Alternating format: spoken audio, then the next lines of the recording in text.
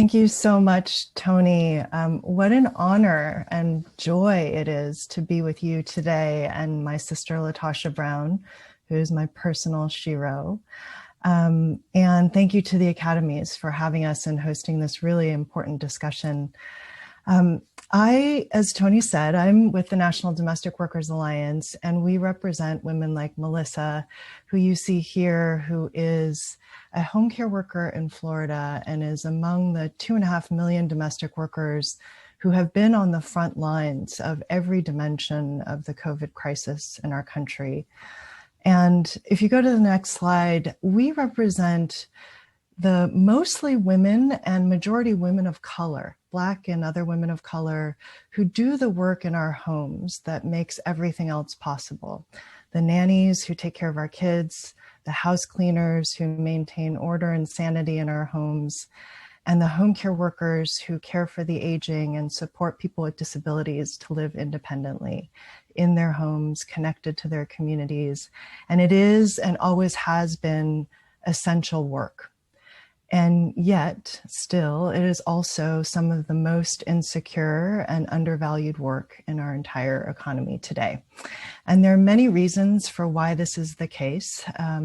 One, this work, as you know, has always been associated with work that women do and taken for granted that women will simply do it.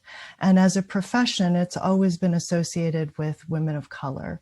Our first domestic workers, some of our first domestic workers in this country were Black women who were enslaved. And ever since then, it's always been Black, Native, immigrant, brown, API women who have done this work.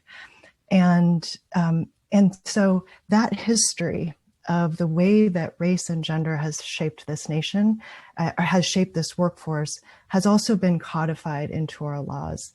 Dating all the way back to the 1930s, this workforce has been systematically excluded from basic labor rights. And that has meant that we are still living in a time when this work is seen as less than real work. We still refer to it as help, for example. And there's also a structural factor that makes it difficult to improve conditions and raise standards for this workforce.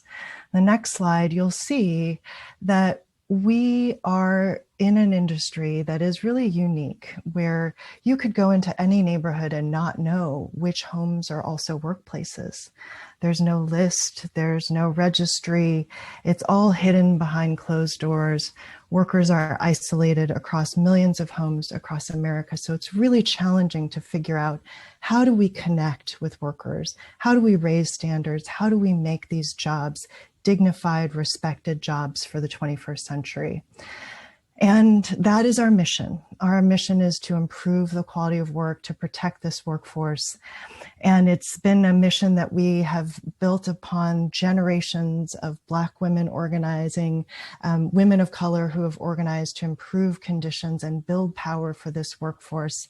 And yet it has been very challenging. To this day, if you go to the next slide, you will see that most of this workforce still works with incredible insecurity, for poverty wages, without access to healthcare and a safety net.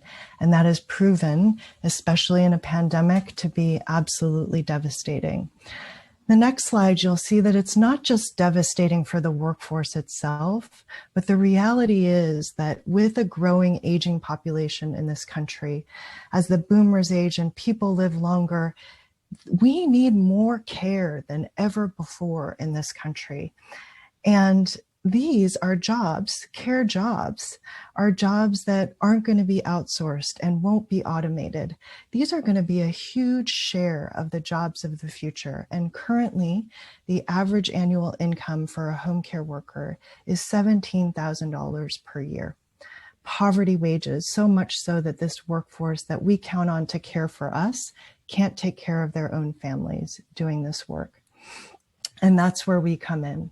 On this next slide, our theory is that if we build the power of this workforce with the community of workers at the forefront, and build power along multiple dimensions that we can actually transform the quality of these jobs and the future for this workforce. And we believe in building power along multiple dimensions, that you need political power, which we define as the power to change policy and who makes it. We need to build narrative power, which is the power to essentially tell the story of why things are the way that they are in the world on our terms. We need to build economic power, the power to direct capital and shape markets. And we need to leverage our ability to build powerful models and disrupt the status quo so that people understand how urgent it is that we make change and that another way is possible, creating the models for the future that we know are possible to scale and that we deserve. So on the next slide, you'll see how we do this. We work to change policy, we work to move voters, we work to change the media narrative and the cultural norms around our industry and our workforce and about the people who do this work. And we build innovative products, especially in the technology space, to try to improve conditions for this workforce. And it all begins really, truly, on the next slide, with people at the community level. And an example of this is the work that we did, which was really foundational work in New York City. We first started organizing in the late 90s, domestic workers bringing people together in immigrant community centers, in church basements, in local communities in New York. And in that work eventually led to the launch of a statewide campaign to establish the first domestic worker Bill of Rights, a 7-year effort that involved thousands of domestic workers at the community level in New York State. And that work took 7 years. We passed the first Bill of Rights in 2010. And in the course of that campaign, on the next slide, you'll see that domestic workers were inspired all over the country to organize at the community level. And 11 years later, on the next slide, you'll see that we've passed domestic worker legislation in 9 cities and 2 states. The next slide shows the 2 cities, which were the most recent victories. In Seattle and Philadelphia, continued to push the envelope to bring more power and voice to this workforce. In Seattle, we created the first ever Domestic Workers Standards Board to bring all industry stakeholders together to sit with domestic workers to define the norms and standards that should shape the future of the industry in Seattle together. In Philadelphia, we won the first right to portable paid time off for domestic workers in the country, and we're in the midst of implementing that policy now. All of this scales up at the national level. And you'll see on the next slide that we have a national domestic workers Bill of Rights that's built upon all that work at the community level that was introduced by our now Vice President Kamala Harris into the Senate.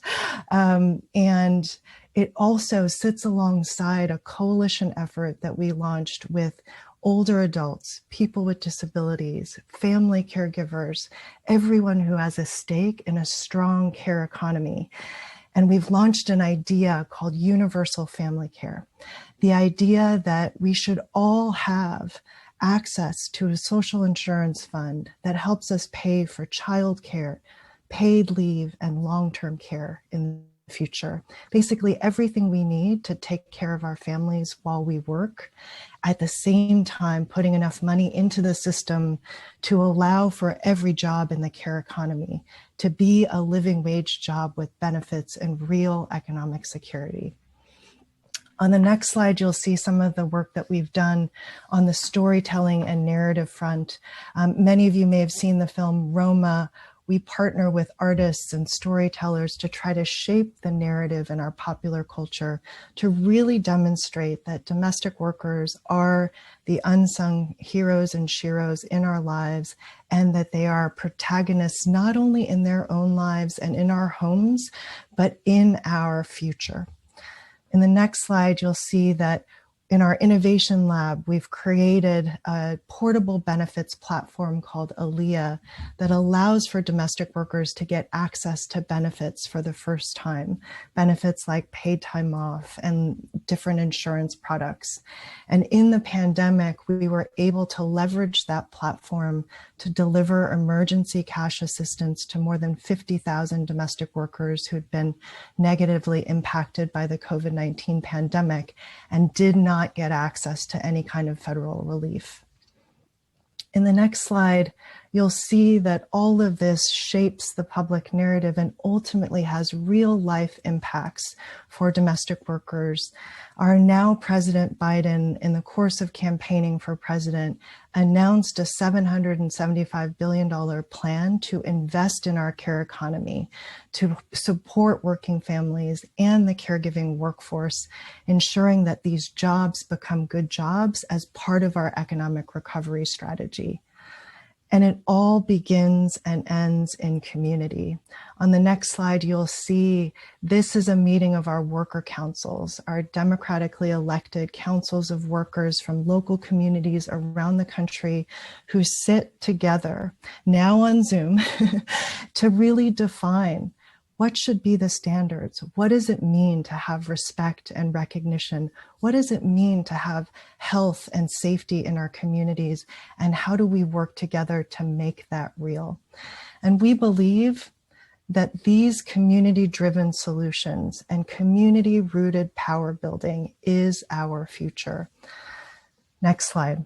Whether we are talking about the future of health in this country, the future of care, or the future of our democracy, we have to put at the forefront the people that our systems have failed the longest, not just for their sake, but for the sake of a healthy, multiracial democracy that can sustain and support us across generations.